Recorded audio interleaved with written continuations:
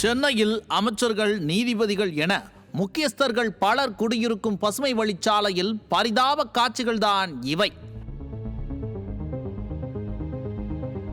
புயல் இல்லை, கனமழை இல்லை, ஆனால் சுக்குநூறாக சிதறி கிடக்கிறது சென்னை. இந்த சூழலில் உதயநிதி தமிழக அரசின் பேரிடர் மீட்பு ஸ்டுடியோவில் தஞ்சமடைந்துள்ளார். 1 மணி நேர ஆய்வு நாடகம் என்றுதான் கால்ஷீட் கொடுத்திருக்கிறார். ஆனால் அவரது கெட்ட நேரம், அவரது வீட்டிற்கு செல்லும் வழி எங்கும் சின்னாபின்னமாகி கிடப்பதால் வேறு வழியின்றி இப்போது ஸ்டுடியோவிலேயே நாடகத்தை கண்டினியூ செய்து கொண்டிருக்கிறார்.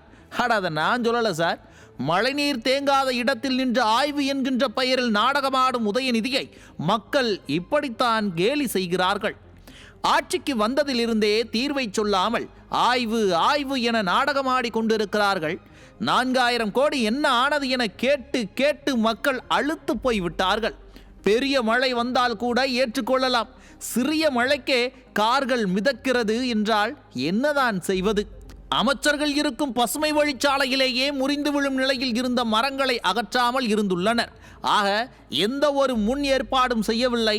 மழை வரட்டும் பார்த்துக்கலாம் என மெத்தனமாகவே இருந்துள்ளனர். மழை பெய்தால் இயற்கை சீற்றம், நாம் என்ன செய்வது என நீலிக்கண்ணீர் வடித்துவிட்டு மத்திய அரசு நிதி கொடுக்கவில்லை என மக்களை ஏமாற்றி விடலாம் என நினைத்திருக்கிறார்கள். இவர்களுக்கு ஆய்வு நாடகம் ஒரு கேடா? கட்டிடத்திற்குள் உட்கார்ந்து கொண்டு மக்களை எப்படி காப்பாற்றுவார்கள்? சீசனுக்கு தகுந்தார் போல விலை உயர்ந்த கார்களில் வலம் வருபவர்களுக்கு நடுத்தர மக்கள் படும் பாடு எப்படி புரியும்? எல்லாம் விதி. இல்லை இல்லை, இது நமக்கு நாமே செய்து கொண்ட சதி.